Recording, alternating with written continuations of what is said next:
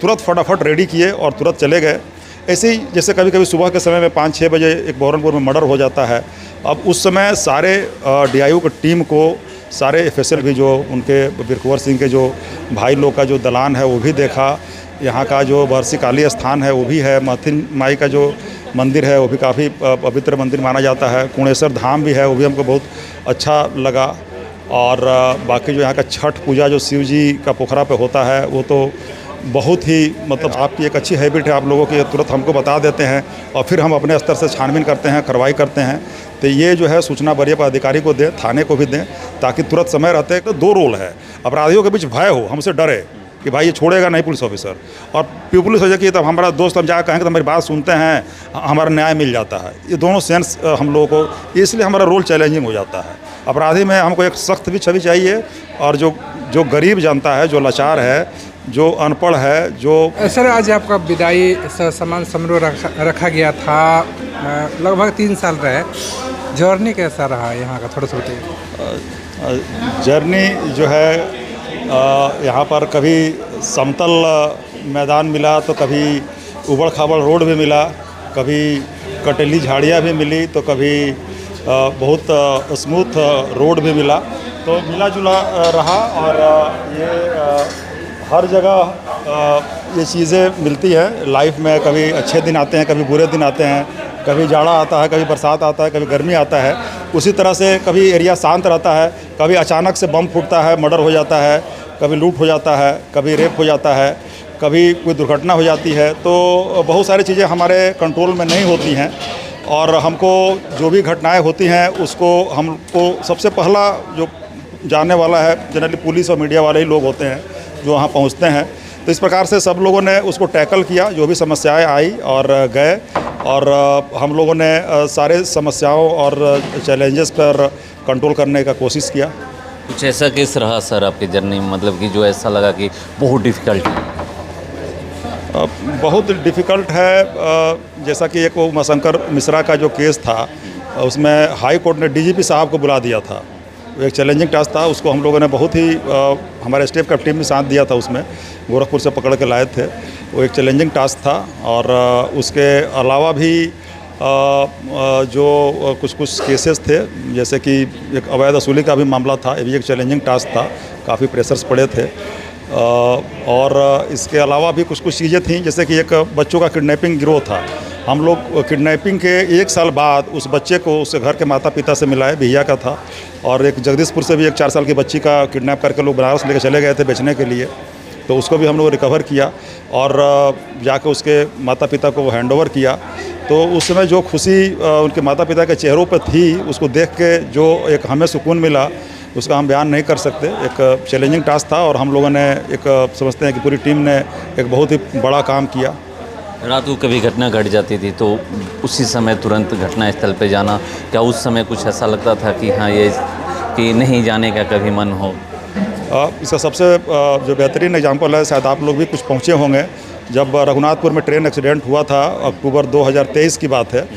SDM साहब, हम, हमारी सीआईटी की टीम, क्यूआरटी की टीम, और साथ में एम्बुलेंस और अगल बगल के थाने भी लेकर वहाँ के एसडीएम और वहाँ के एसडीपीओ से पहुँचने से पहले पहुँच गए थे।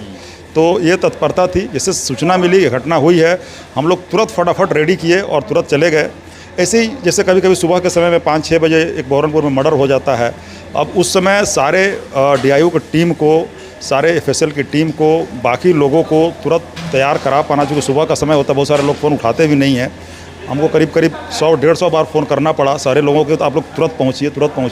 तो मोबिलाइज़ करना पड़ता है, और मैं पर्सनली कई बार रिंग करके कहाँ पहुँचे, हमको लोकेशन बताइए, ताकि लोग जल्दी से पहुँचे। तो ये सब थोड़ा चैलेंजेस होते हैं, लेकिन हुआ, और हम लोग तुरंत जो अपराधी था उसको पकड़े भी, और हमको लगता है कि स्पीडी ट्रायल भी हो जाएगा, सुपरविजन भी हो ही गया है, और जल्दी सज़ा मिलेगी।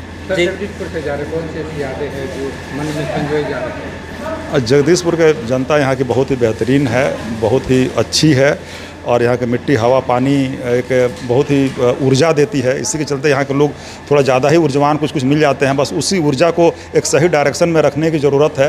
कुछ लोग डेविएट हो जाते हैं, जिसके चलते हम लोगों को एक्शन लेना पड़ता है और कार्रवाई करनी पड़ती है। उम्मीद करते हैं कि सब लोग यहाँ पर अच्छे से रहेंगे। आपको हमेशा याद आएगी और वो खलेगी। Historical palace? हिस्टोरिकल पैलेस में जो गढ़ भी है, हमने जाके बहुत बाद में देखा, जो पीछे सब वहाँ पर जो पुराना गढ़ बना हुआ है, उनकी बहुत सारी पुरानी वस्तुएं भी थी उस समय की, वो सब देखा। फिर दलीपुर में भी जो उनके बिरकुंवर सिंह के जो भाई लोग का जो दलान है वो भी देखा। यहाँ का जो बरसी काली स्थान है वो भी है। महथिन माई का जो मंदिर है वो भी काफ़ी पवित्र मंदिर माना जाता है। कुणेश्वर धाम भी है, वो भी हमको बहुत अच्छा लगा।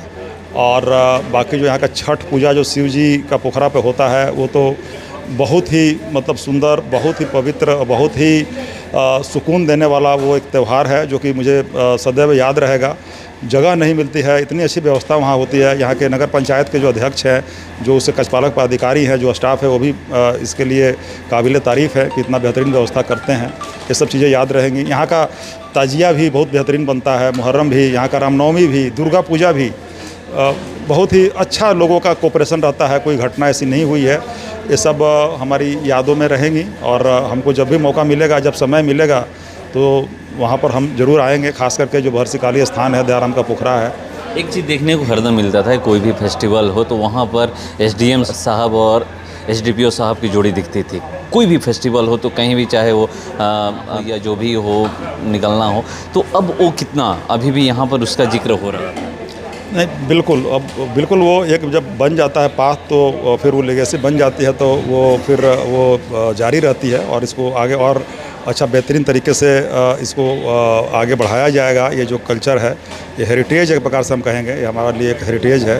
तो ये जो सामंजस्य है, जो पर्व त्यौहार जितने उल्लास से मनाए जाते हैं, ये मनता रहेगा और हमारी शुभकामनाएँ हैं। सभी ऑफिसर इसमें सहयोग करेंगे, आप लोग भी करेंगे। आप लोग का भी योगदान बहुत ही ज़्यादा है और बहुत ही पॉजिटिव है। इसी तरह से आप लोग बनाए रखेंगे। लोगों के संदेश की आप लोग भी अच्छा संदेश देते रहें, घटनाओं को तुरंत सूचित करें। आपकी एक अच्छी हैबिट है आप लोगों की, तुरंत हमको बता देते हैं और फिर हम अपने स्तर से छानबीन करते हैं, कार्रवाई करते हैं। तो ये जो है सूचना वरीय पदाधिकारी को दें, थाने को भी दें, ताकि तुरंत समय रहते उस पर कार्रवाई किया जा सके। एक आखिरी सवाल है सर, हर जगह आप भी अपील करते थे कि अगर कहीं भी कुछ भी घटना घट रही है तो वो आज भी डर है, दिखता है कि जो पब्लिक है पुलिस से डरती है, वर्दी से डरती है। उनके लिए क्या कहिएगा कि वो कैसे सहयोग करें? बिल्कुल, इसी के लिए तो हम बोल रहे हैं। जैसे कि आप लोगों ने स्कूल में फंक्शन कराते हैं, हम लोग जाते हैं, वहाँ पर सब पेरेंट्स आते हैं, बच्चे आते हैं, टीचर्स आते हैं, तो एक उनको खुल के लगता है कि भाई ये पुलिस वाले तो हम लोग बिल्कुल करीब है, दोस्त की तरह बात करते हैं। तो एक भी कहीं ना कहीं एक जो पब्लिक फ्रेंडली पुलिसिंग है, जिसको कम्युनिटी पुलिसिंग भी कहा जाता है, वो कहीं एक मैसेज देता है। तो जो हमारा एक अनुभव रहा यहाँ का, मैं कहना भूल गया, सेंट जेवियर का जो था, जिस तरह से वहाँ का जो फंक्शन था बहुत ही बेहतरीन था। इस तरह के होने चाहिए। कभी कभी मैच वैच भी होना चाहिए जो पब्लिक है और पुलिस के बीच में।